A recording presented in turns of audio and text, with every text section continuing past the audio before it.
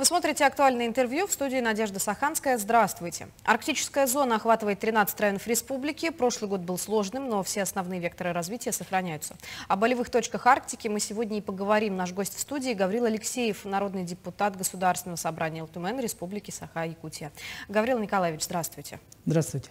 Ну вот на ваш взгляд, какая наиболее острая проблема все-таки стоит на сегодня перед якутской Арктикой? Ну, самое сложное — это, наверное, уровень жизни. Да? Уровень жизни у нас в Арктике. Это вот уже я третий созыв уже работаю народным депутатом и вижу, что уровень жизни у нас в арктических зонах ну, минимум лет на 10 отстает от наших центральных районов Якутии. Вот. И действительно проблема обеспечения жильем, интернетом, доступность, транспортная доступность, это все как бы накладывает как сложности, трудности проживания в арктической зоне Республики Саха-Якутия. Ну вот одна из проблем, как мне кажется, это дороговизна авиабилетов.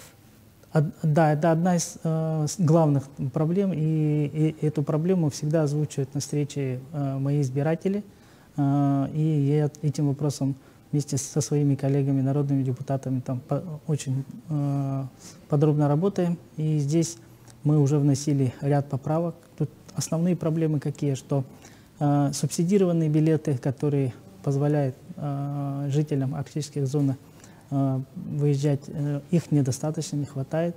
Вот, здесь надо работать над тем, чтобы увеличивать это количество. Мы ввели поправки в прошлом году, и эти поправки позволили нам порядка 400 миллионов включить, и еще дополнительно будем настаивать в рамках корректировки, еще дополнительно деньги предусматривать. Это один момент. Второй момент. Все-таки жители арктической зоны говорят, что очень сложно достать вот эти субсидированные билеты.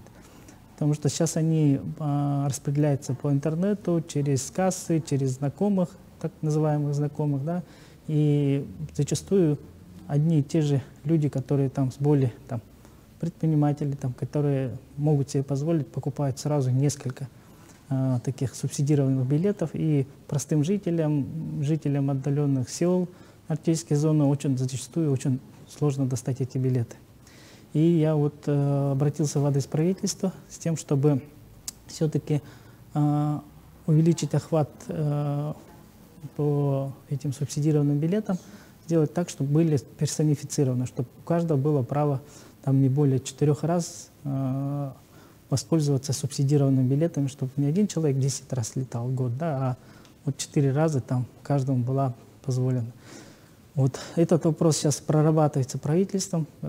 Правительство это предложение мои поддержал. И сейчас я думаю, что мы в этом году получим, прежде всего, это программное обеспечение, настройка продажи билетов. И все это мы позволим получить и все-таки расширить охват получателей субсидированных билетов.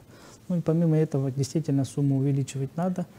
И мы тут с коллегой Евгением Михайловичем Слепцовым уже начали работать. Мы уже имеем опыт других наших субъектов Хабаровского края, где у нас видим, что сумма субсидированных, количество субсидированных билетов в разы больше, чем, допустим, по нашей Якутии. Хотя территории там намного меньше, чем у нашей Якутии. Но там денег выделяет на субсидированные билеты намного больше. Поэтому мы хотим показать, что действительно у нас в Якутии есть к чему стремиться.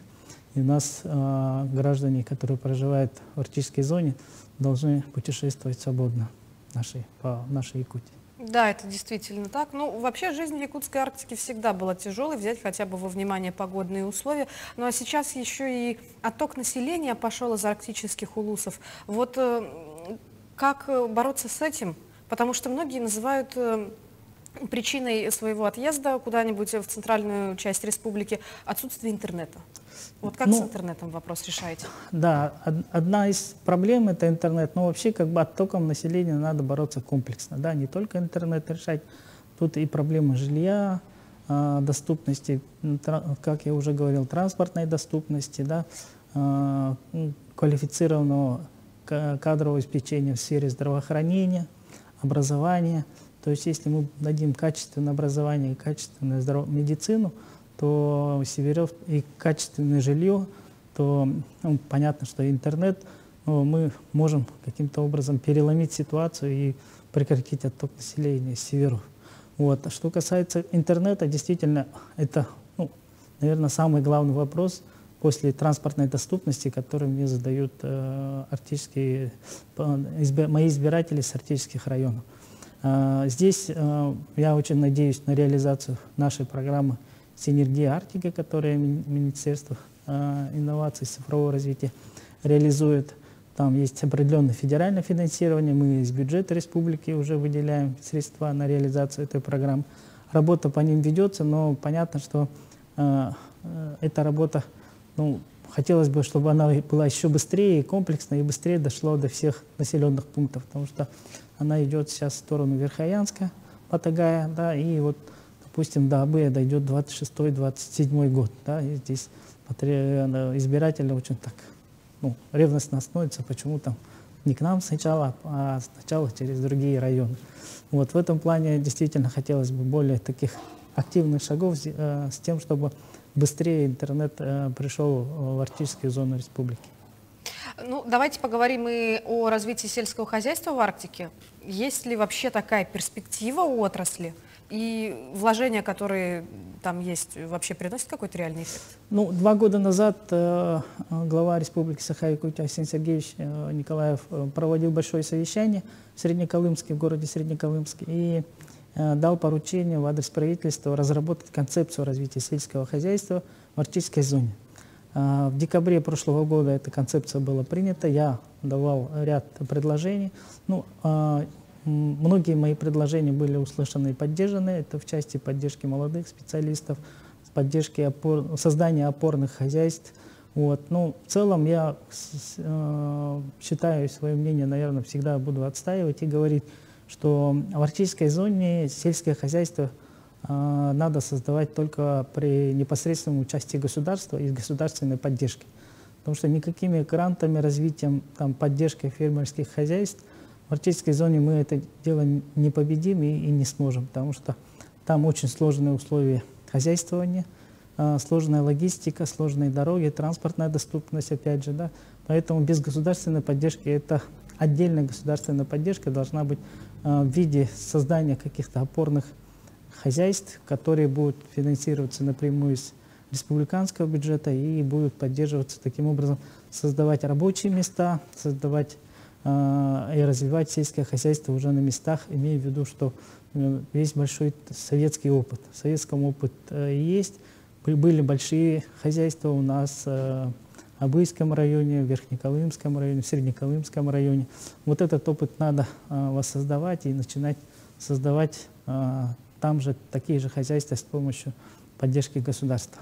Ну, самое главное, чтобы и желающие заниматься сельским хозяйством в Арктике обязательно. Ну, я думаю, если государство захочет, то и желающие будут. А так найти там, допустим, имея те механизмы, которые сейчас есть, там, грантовая поддержка, поддержка фермерских хозяйств, здесь очень сложно, да, потому что люди уезжают и не хотят заниматься. Проще и на таких же условиях заниматься сельским хозяйством рядом с Якутском, да, чем где-то ехать там в Абые или там в Среднеколымск развивать сельское хозяйство. Гаврил Николаевич, вот вы заместитель бюджетного комитета в Ултумене. Расскажите, в этом году госпрограммы, которые касаются Арктики, будут ли профинансированы в полном объеме или все-таки нет? Здесь есть несколько, да, аспектов. У нас всего 29 государственных программ. И в соответствии с указом главы во всех государственных программах должны быть арктические разделы. Здесь мы плотно и совместно работаем Минарктики, Министерством Арктики, с тем, чтобы те мероприятия, то есть в каждой государственной программе обязательно был раздел Арктики, и этот раздел арктический исполнялся в полном объеме. Здесь у нас есть все инструменты контроля со стороны Государственного собрания Ултумен. Здесь мы вместе с народными депутатами, членами комитета по Арктике тоже будем проводить работу, контролировать с тем, чтобы все средства, заложенные в государственной программе, достигли до конечных получателей. Это арктические зоны, у нас их 13 районов, и обязательно получили эффект в виде повышения благосостояния населения и жизни в арктической зоне. Вот давайте поговорим еще и про благосостояние населения. Да, это не секрет, что инфраструктура страдает в арктических районах Якутии. А конкретно у вас в Колымо-Индигирском округе какая работа была проделана по обращениям от избирателей? Вот детские сады, больницы, не хватает школ, спортзалов и прочего. Ну, да, 5 районов в Колымо-Индигирском округе. Конечно, много, 15 было предложений по строительству различных социальных объектов. Понятно, что там разом все решить невозможно, ну, нереально, да, в условиях там дефицита бюджетных средств. Но здесь есть такая, как бы в прошлом году вместе с депутатами, народными депутатами, мы добились включения в бюджет строительства 2 школ. Это школа Сватай в Среднеколымском районе и пристрой гимназии в поселке Белая гора Абыйского улуса.